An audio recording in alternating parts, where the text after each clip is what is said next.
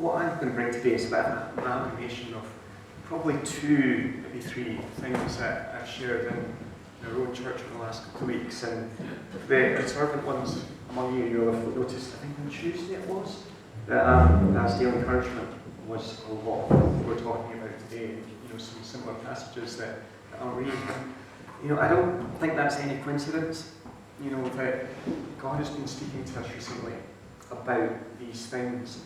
There's a real shifting in the nation at the moment looking towards the future. We're beginning to feel like we're moving into a new season. And I think that this is stuff that everybody is dealing with. And I think absolutely God is talking to us about how we will live our way out of the last year as Christians. What is it that will be different about it as we go forward? So I'm going to start with Hebrews 6, and you probably will recognise most of this. So from verse 13, when God made his promise to Abraham, since there was no one greater for him to swear by, he swore by himself, saying, I will surely bless you and give you many descendants. And so after waiting patiently, Abraham received what was promised. Men swear by someone greater than themselves, and the oath confirms what is said and puts an end to all argument. Because God wanted to make the unchanging nature of his purpose very clear to the heirs of what was promised, he confirmed it with an oath. God did this so that by two unchangeable things, which is impossible for God to lack, we who had fled to take hold of the hope offered to us may be greatly encouraged. We have this hope as an anchor for the soul, firm and secure. It enters in a sanctuary behind the curtain, where Jesus, who went before us, has entered on our behalf. He has become a high priest forever in the order of Melchizedek. And just when I was reflecting on that passage, a couple of things came to mind. Is in verse 15 it says, so after waiting patiently, Abraham received what was promised. And we know that.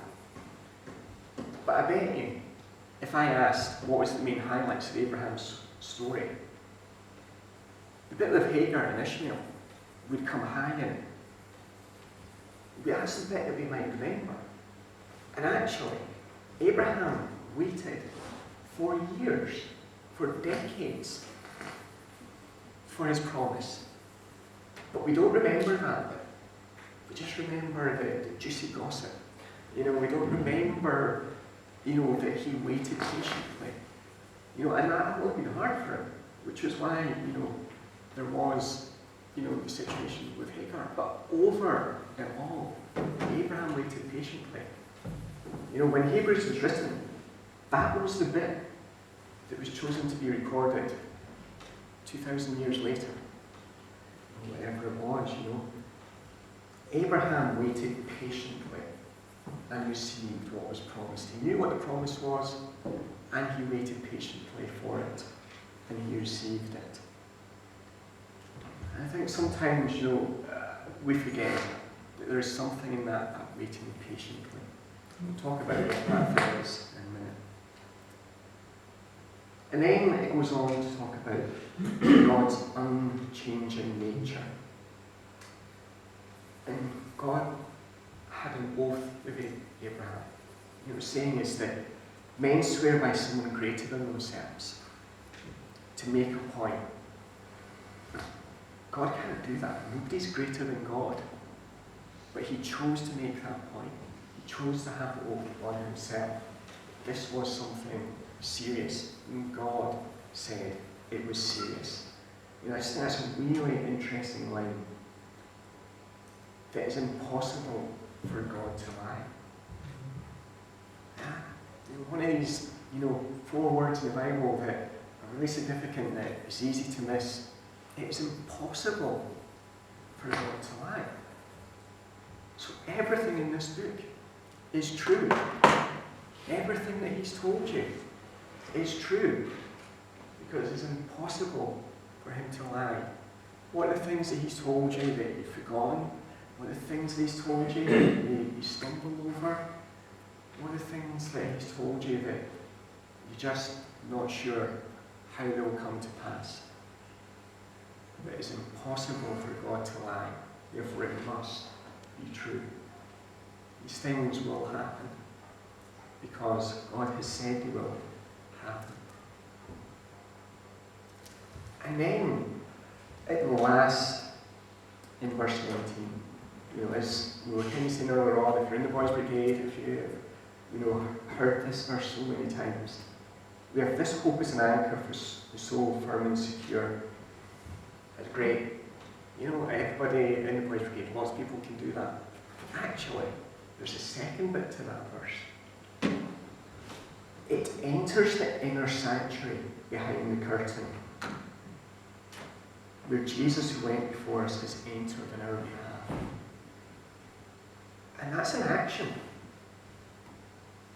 The hope that is an anchor. It's the hope that enters the inner sanctuary. The hope is a verb, something that we do, something that can happen. And it enters the inner sanctuary behind the curtain. And, that was the most important bit.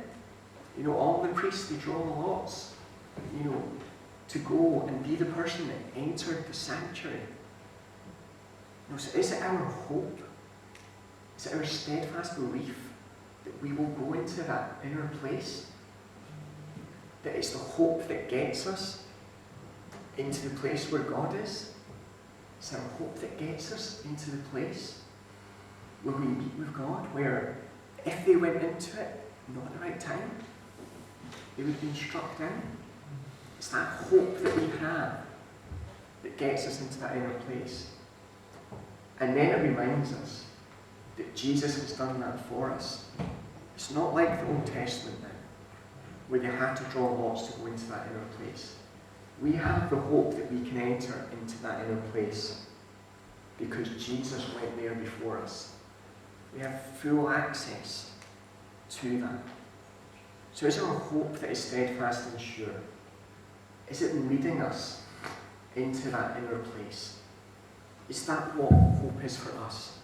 That we will meet with God in that inner place, in his sanctuary? Or is our hope for something else? Are we waiting on the right thing? We're waiting patiently. What is it we're waiting for? Are we waiting for the right thing? We did an interesting exercise in our church recently, which is we had a survey on coming out of lockdown. So our church is not meeting like this at the moment. We're still meeting online by now. As elders, we were talking about how what we're going to do about that. So we asked the church, what do they want? And it's really clear. The two things the church wants is they want fellowship and they want worship. But the next question was, what most concerns you about coming back to church? And it was meeting people and not being able to sing out. And we discussed this as elders for a good hour. How can we give somebody something that they're also concerned about? And it was just, I've been reflecting on that afterwards. And it's just an example of why people think that was actually important. But are they waiting on the right thing? What is it that they're actually waiting on? And what's the answer to that? So when people say they're waiting on fellowship, is it that they've got a picture of fellowship is being together in a church service? Or is fellowship being together and meeting together?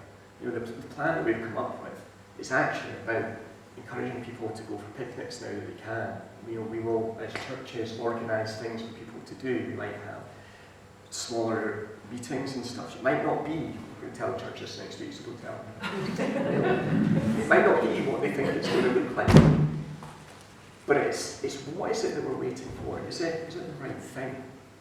Is it what we think is going to happen? When you look at the entry into Jerusalem, And all the crowds were celebrating. And it was Palm Sunday a few weeks ago. Crowds were celebrating. We have the picture of everybody and everything. But were they actually celebrating the right thing?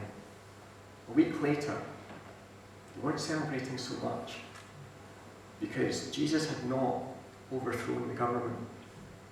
They were celebrating the triumphant event. I'm not trying to say that was the wrong thing, but were they actually celebrating the right thing? They didn't understand what was about to happen. And did they celebrate too early? We've all seen that in football games, where people, they think they've scored or whatever. All the days now, just now, where people think they've scored and then they have to wait on the replays to find out whatever they have. But did they celebrate too early? What was it they were actually waiting for in their minds? Were they waiting for the king to come and overthrow the government? Or were they waiting for the king to come and open up the way for them to have forgiveness and salvation? So while we're waiting patiently, we need to seek God and understand what it is that we are actually waiting for. What is it that our hope is in? We move on to Romans 8.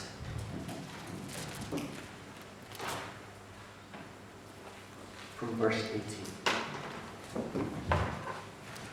I consider that our present sufferings are not worth comparing with the glory that will be revealed in us. The creation waits in eager expectation for the sons of God to be revealed. For the creation was subjected to frustration, not by its own choice, but by the will of the one who subjected it, in the hope that the creation itself will be liberated from its bondage to decay and brought into the glorious glorious freedom of the children of God. We know that the whole creation has been groaning as in the pains of childbirth right up to the present time. Not only so, but we ourselves who have the first fruits of the Spirit groan inwardly as we wait eagerly for our adoptions as sons, the redemptions of our bodies. For in this hope we are saved, but hope that is seen is not hope at all. Who hopes for what he already has? If we hope for what we do not yet have, we wait for it patiently. So there's no doubt that this has been a year, 18 months now almost, of sufferings. It's been a year of change, it's been a year where people have been restricted. But what is it that we've been longing for in all of that? We talk about a return to normality, or we might even talk about a return to a new normal. That's the buzzword that people are talking about now. Or are we hoping for the glory of God revealed in us? Verse 18, that again. Consider our future, I consider our present sufferings are not worth comparing with the glory that will be revealed in us. So what is it that you want in the future? When you can move around freely, when we can do what we want, when we can sing out loud, are we waiting for the glory to be revealed in us? Is that what we're hoping for?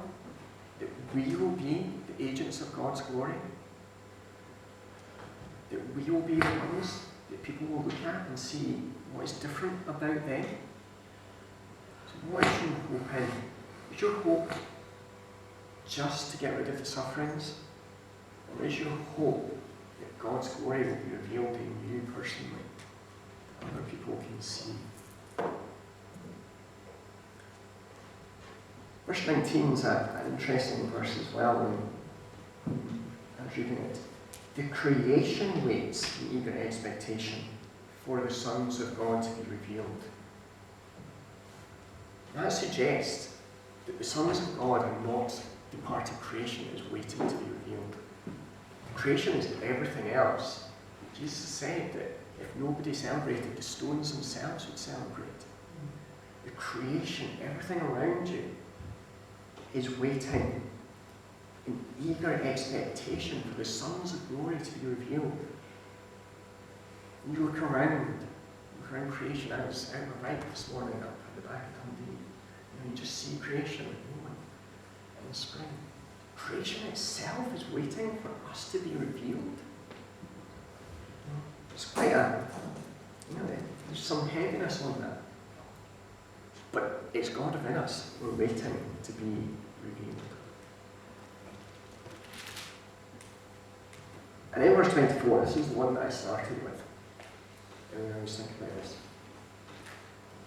For in this hope we are saved, the hope that is seen is no hope at all. When Nicola was talking about the party bags earlier on, if you knew what was in that, would you really be as excited about it? That was the point Nicola was making with Sophie and the birthday presents. You might be looking forward to it. But is there a difference in it when you know what it is you're going to get? So are we hoping? We want to go back to what we already know. Is that really what you want at this time? To go back to something that you already know? Is that really hoping God?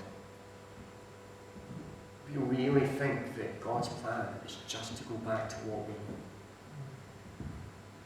know? There's no other way to say it. Hope.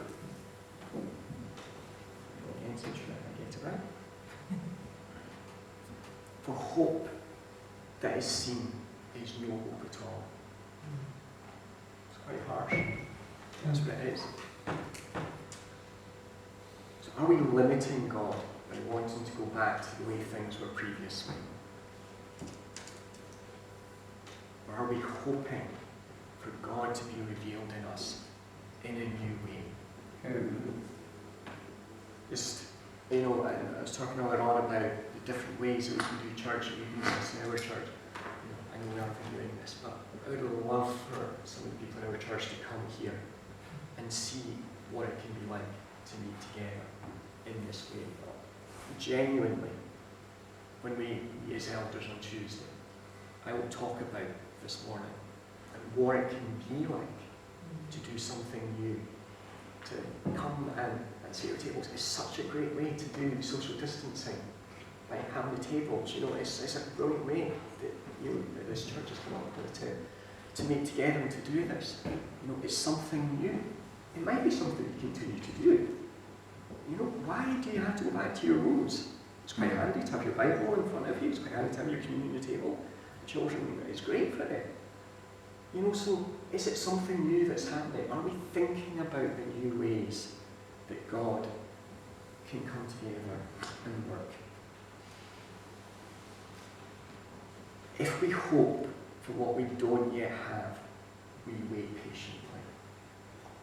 Are we impatient because we're just trying to get back to what we knew? Because that's safe for us. We're impatient to do the things we did before because we know how to do that. And we have a picture of what we want, therefore we want it now. Or do we hope for what we do not yet have, because then we'll wait patiently? Is Sophie going to wait patiently for the next 8 days to get her present because she knows what's in it?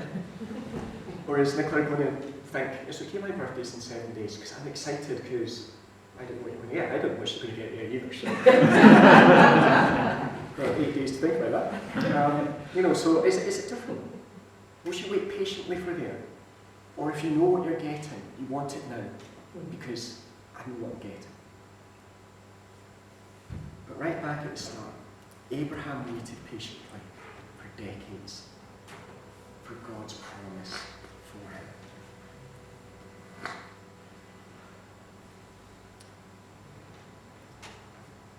We're going to play this next song, and then after that, we'll come and we communion.